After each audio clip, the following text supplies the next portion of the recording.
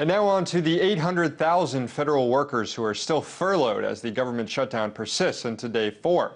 With the economy leaking about $300 million a day, with cancer-stricken Americans being denied access to treatment, and with impoverished families seeing their food benefit lifelines dry up, Republicans in Congress are not backing down from their demands to get something, anything, in return for any deal to reopen the government and raise the debt limit, even if it's not any concession on Obamacare.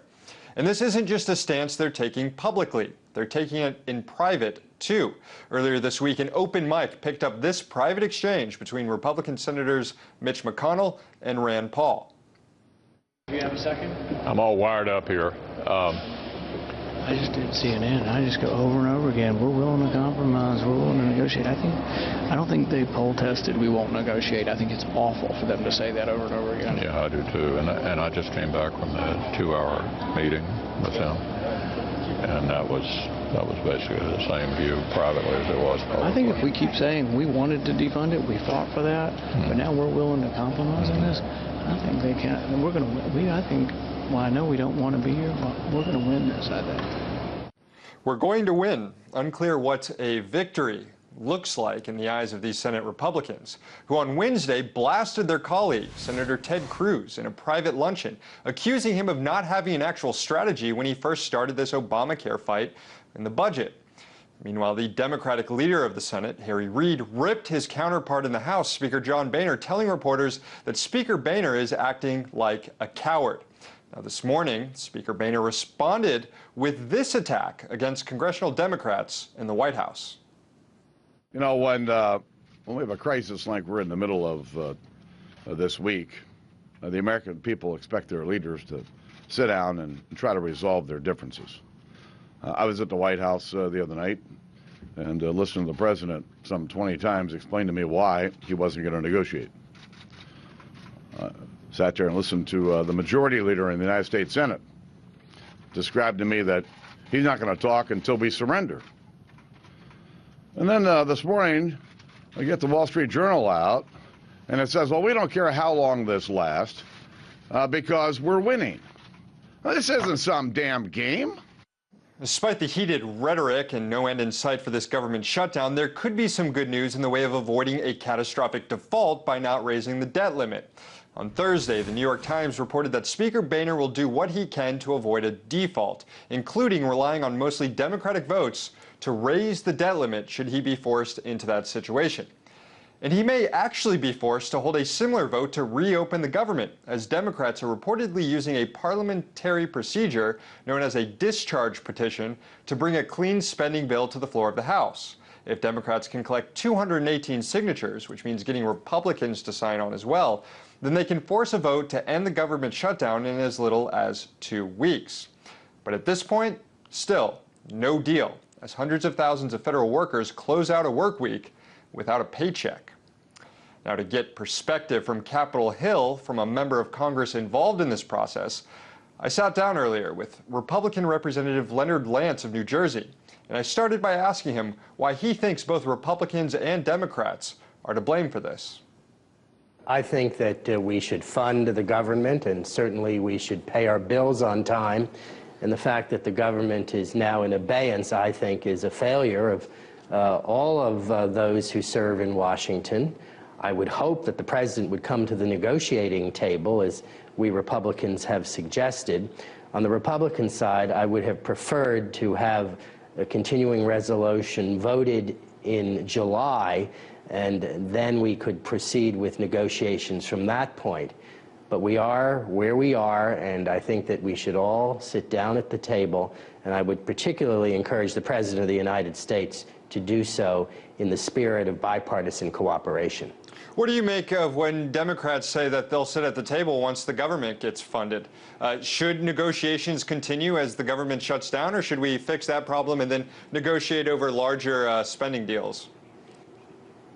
I think we should be negotiating right now. And Majority Leader Cantor has come to the table with other members of a conference. They are our negotiators, and I would hope that Democratic members would come to the table as well.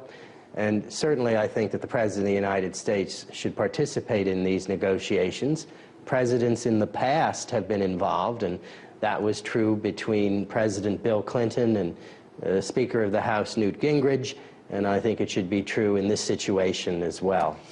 As far as negotiations go, though, Democrats say they've caved to Republicans on the actual spending number, which is below $1 trillion on this Senate spending resolution. Democrats wanted it above $1 trillion. Given that this is a spending bill, after all, what more do you expect Democrats who control the Senate, the White House, and have 200 seats in the House to give up in this fight?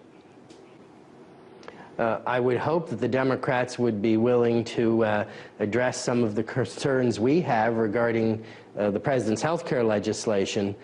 For example, everybody in America should be treated equally, and that is not now the case. The President's administration has given a year's exemption to big business. This is a Democratic administration giving a pass to big business. It seems to me that that should apply across the board to individuals as well as big business. And certainly in a related area, Congress should live by the rules that are made, and the rules contained in the Affordable Care Act say that members of Congress should go into the health care exchanges. And I think these are rather modest suggestions, and I hope that the administration would at least negotiate on them. What do you make, though, of people who say this sets a dangerous precedent of governing? Let's turn the tables here. Would you think it was okay for Democrats to shut down the government, to repeal Medicare Part D, or to enact new gun control reform or a public option? Isn't it a dangerous precedent to legislate issues with the threat of shutdown? I do not favor a continued shutdown, and I hope that there can be negotiations occurring right away. Regarding the issue of the Affordable Care Act, the polls indicate that a majority of the American people at least want it postponed.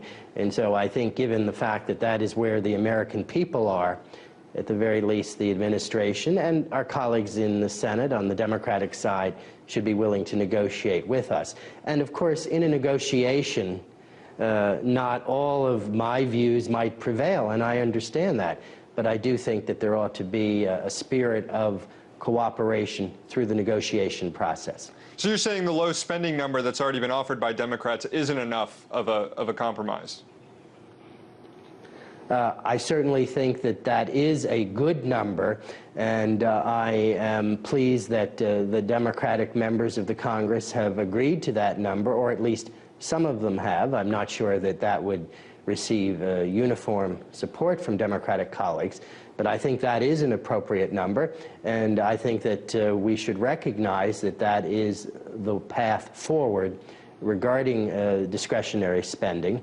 I would hope we could get back to regular order with the annual appropriations process of appropriating bills for the various departments of government, and indeed that's what we're doing in the House of Representatives with various appropriations bills that we continue to pass over the course of the shutdown. Congressman, the New York Times reported that Speaker Boehner won't let the nation default, and if we get to that point, he's willing to put a clean debt limit hike on the floor and pass it with a majority of Democratic support. If he does that, would you continue to support him as Speaker of the House? I have great confidence in Speaker Boehner, and I'm a strong supporter of Speaker Boehner's. And the article in the New York Times today is a reiteration of his publicly held views that we should not default on our obligations, and we have a responsibility moving forward in that regard. And I agree with Speaker Boehner that we should never default on our fundamental obligations, and I hope we do not reach that point, and I'm certainly working with others to make sure that that point is not reached. So if we got to that point, though, you would support a clean debt limit increase? I would hope that the debt limit increase could include some reforms regarding the real cost drivers for our federal budgetary concerns. For example, in prior negotiations on raising the debt ceiling, but that's not a clean. That's not a clean. That's not a clean. I don't think it's hike. Inappropriate to discuss. That's not a clean hike. We're talking just a clean hike, just to raise the debt limit. If it got to the 17th and that's what we were faced with, would you support it?